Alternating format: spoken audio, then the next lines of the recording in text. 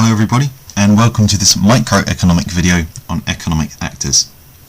Now, within the population of a country, there are four parties or four groups of people who interact with the economy.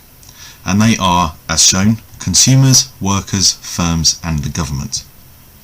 We're just going to have a quick look at how they interact with the economy and their economic aims. Now firstly, consumers. They are people like you and me. They are people who will go out and buy and shop or consume goods. That's the reason they are called consumers. And consumers look to maximise their own economic welfare. So they look to have as much money or as much wealth or as much value as physically possible. And this means they consider the marginal cost of buying goods. So for example, when debating or not whether to buy a TV, they will debate whether their welfare is maximised by either owning that TV, as in buying one more TV, or having an extra £700. So they look to maximise their own economic welfare by considering the opportunity and marginal cost of buying goods.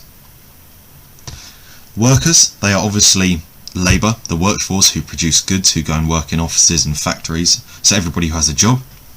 And workers, they aim to maximise their own economic welfare, again to have as much money, wealth and value as possible, by earning a good salary, having a good income.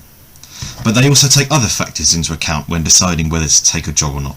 So for example, they'll take into account job satisfaction, whether they love the job or not, and also whether the job offers good other benefits, such as a good pension plan, a good healthcare plan, and good annual leave, good holiday weeks and hours.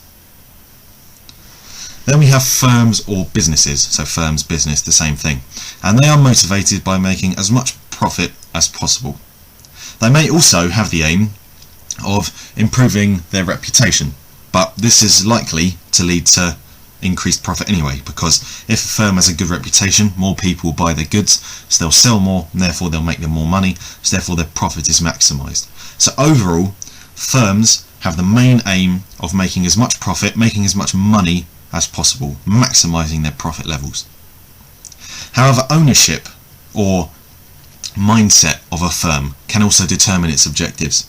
So for example, most firms will operate trying to make as much profit as possible.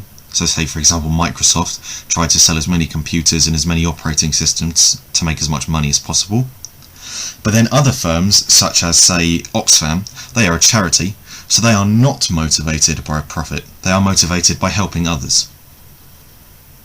And then finally, you have the government.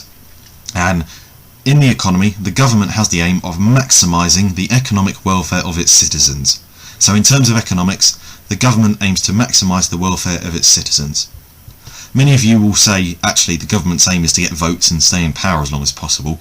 But in terms of economics, we assume that governments aim to maximise the welfare of their citizens.